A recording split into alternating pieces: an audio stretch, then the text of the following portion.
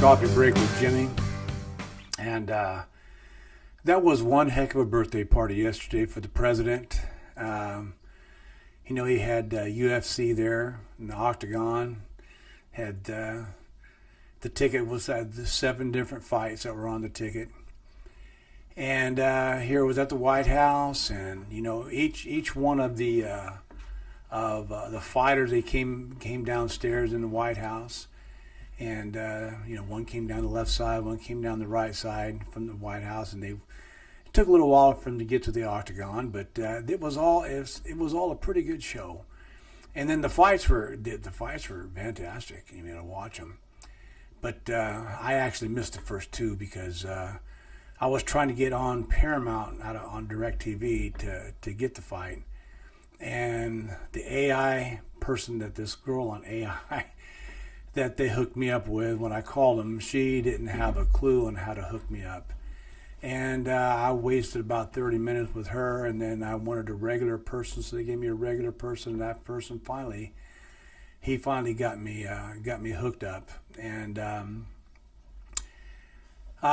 so I missed the first two fights of that. But to show you that President Trump can walk and chew gum at the same time, he also signed a tentative agreement. Well, it's not signed it yet with Iran. This is supposed to probably happen, I think, on Friday. But they've come to an agreement to where they're going to open up the Strait of Hormuz and actually let some ships out of there. And I don't know, but I guess he's going to allow them to have some funds also. They're not going to release all the funds they have tied up, but some of them. But he was doing this. This was all being done at the same time that he was having this UFC fight there at the White House. And then on top of that, after he was done with watching the fights, and he spoke to every fighter afterwards. They all talked to him, and he congratulated them, and afterwards he came out there into Octagon after the Gaethje fight, and he talked to them, and he was just like a regular guy, a regular fan out there. That's what was so amazing, how it played out. It was just like a regular fight. This is the president of the United States. This is his birthday, and he's carrying this on at the White House. These guys had to be oh man, my stomach would have been locked up for that. But just watching that, it was something else.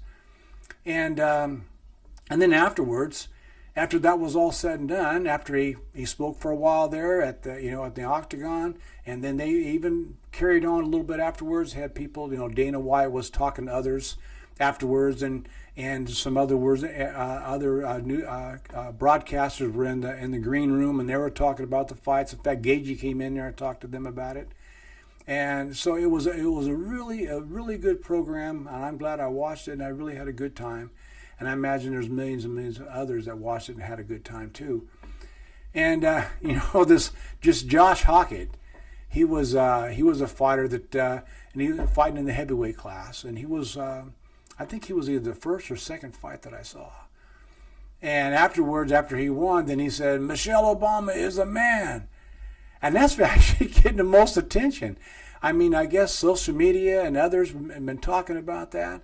And that's what is getting most of the attention, which it probably shouldn't. He probably shouldn't have said that. But there are a lot of people out there that believe this, okay? Because that wasn't the first time I heard it. And Michelle Obama, if you look at some of the pictures that they had, they kind of make it to where, this LGBTQ stuff, these trans, some of those guys actually look like girls. And so I can see where they can feel that or see that. But that probably wasn't the right place to say this, but he did. He said it, so that's but some of them said that wasn't Dana White and some that said that wasn't proper for him to say that. But anyways, he's getting all that. Even after all the good fights that happened after that, he's still getting the most attention. And he's a local guy from where I'm at. I guess he was born in Bakersfield, raised in Clovis, went to Fresno State. He even played for the 49ers on the practice squad for a little while. And but he's a pretty tough guy, and I guess he's right now, fifth ranked in the heavyweight division. So I guess he wants to fight this Pereira guy, but this what's his name, that beat Pereira, Cyril Gane. I guess he's the one that won, so he's got the championship for the heavyweight, so he's going to have to face him. But that was a pretty good time, and it was, and the kickoff this 250th anniversary of the United States of America, and it also happened on Flag Day too, right? Flag Day is the 14th. It's also the birth date of the Army on the 14th of June. It's also my brother's birthday. My brother's he just turned 77. He's 3 years younger than the president, and so his birthday also. So happy birthday, Sonny! But it was a pretty good day, and then Flag Day. There's a meaning for that, for it being Flag Day. Some say that Betsy Ross was actually commissioned by President George Washington. Some say that she wasn't rather. But people write things later on, and some say one thing, some say another. But she is the one who made the first flag with this 13 stars and the 13 stripes, which represented the 13 colonies. But they kept the 13 stripes, and even though it's got 50 stars on it now, I think one flag had 48 before Alaska and Hawaii became states. So they had 48 stars on it for a while, and now they got 50 stars because of those two. But it started off with 13 stars and 13 stripes for that represented the 13 colonies, and that represented the star. The flag itself represented,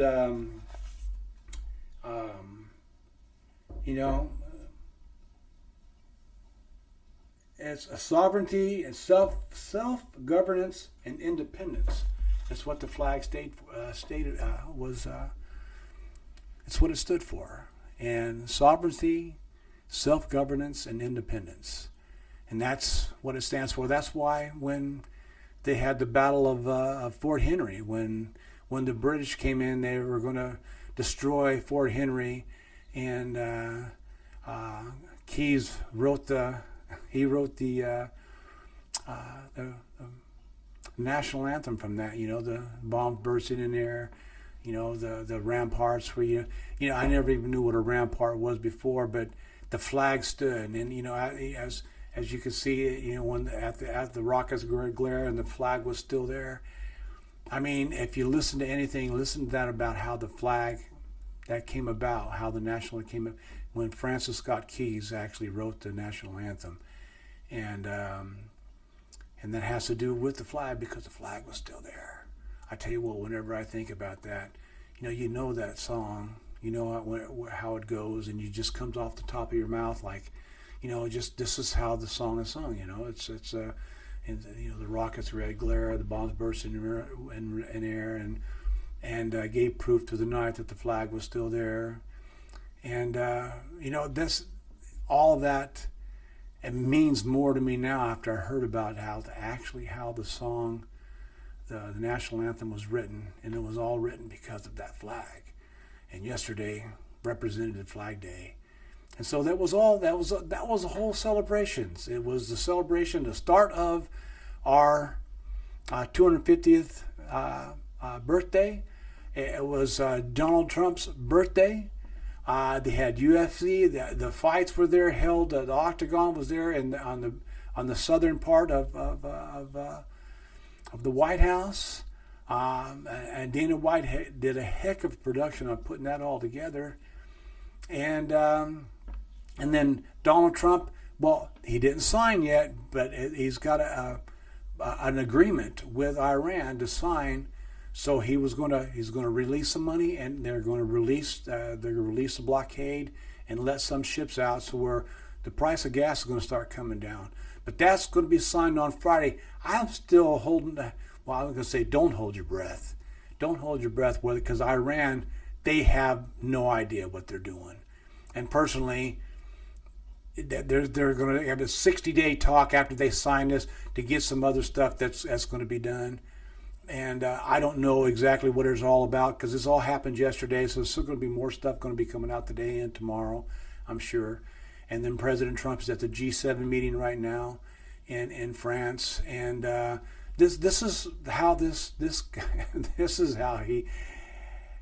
how he does it, man. He's got so many iron in the fire, and he keeps going, and he keeps getting stuff done, and he doesn't fall asleep. I'm sorry, those that say that. There's some newscasters say, "Oh, he fell asleep." No, he doesn't fall asleep. This guy is cognitive and knows exactly what he's doing, and he gets shit done. That's Donald Trump. Okay, so happy birthday, Mr. President, and we'll see you next time on Coffee Break with Jimmy. Thanks.